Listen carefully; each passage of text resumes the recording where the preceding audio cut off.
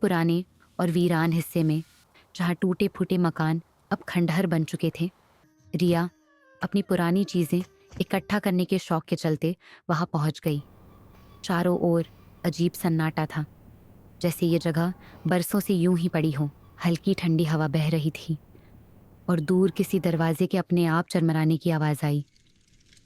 रिया ने एक पुरानी टूटी फूटी हवेली का दरवाजा धक्का देकर खोला। अंदर घुसते ही उसने देखा, एक धूल से ढकी पुरानी गुड़िया जमीन पर पड़ी थी। उसकी आंखें अजीब तरह से चमक रही थीं, जैसे किसी अंधेरे में झांक रही हों। जैसे ही रिया ने उसे उठाया, एक धीमी सरगोशी गूंजी, तुमने मुझे जगा दिया, अब मैं तुम्हारे साथ रहूंगी। रिया का दिल जोर जोर से धड़कने लगा, मगर उसने खुद को संभाला और गुड़िया को घर ले आई। पहली रात का डरावना मंजर, रिया का कमरा पूरी तरह अंधेरे में डूबा हुआ था। आधी रात को अचानक उसकी आंख खुल गई। कमरे में ठंडी हवा बह रही थी, जबकि खिड़कियां बंद थीं। रिया ने करवट बदली और देखा कि गुड़िया उसकी अलमारी से बाहर जमीन पर बैठी थी, पर उसने तो खुद उसे अंदर रखकर दरवाजा बंद किया था। वो डर से कांप उठी। घबरा कर उसने गुड़िया को उठाया और खिड़की से बाहर फेंक दिया। लेकिन जैसे ही वह दोबारा सोने के लिए बिस्तर पर लेटी, उसे लगा कि बिस्तर के नीचे कोई है। रिया, कोई धीरे से उसका नाम फुसफुसा रहा था।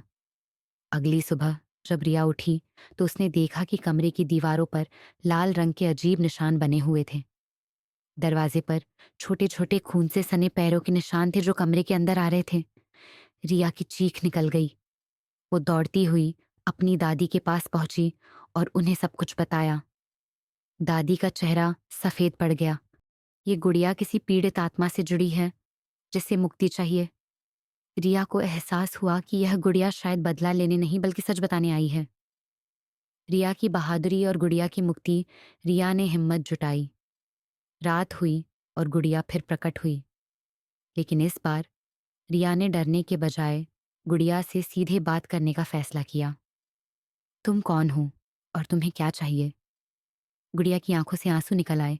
उसने धीमे स्वर में कहा, मुझे शांति चाहिए। रिया को एहसास हुआ कि यह गुड़िया सिर्फ डराने नहीं, बल्कि न्याय की पुकार लगा रही थी। अगले दिन रिया ने गुड़िया को वापस उसी वीरान हवेली में ले जाकर जमीन में दफना दिया, जहां से उसने इसे उठाया था। जैसे ही मिट्टी उस पर गिरी, एक ठंडी हवा चली और ऐसा लगा जैसे किसी ने मुस्कुराकर रिया को धन्यवाद कहा हो। सुखद अंत। गुड़िया अब कभी वापस नहीं आई। रिया ने साबित किया कि सच्ची बहादुरी सिर्फ लड़ाई में नहीं, बल्कि समझदारी में भी होती है। ये कहानी हमें सिखाती है कि हर डरावनी चीज बुरी नहीं होती। कभी कभी वे सिर्फ न्याय चाहती हैं।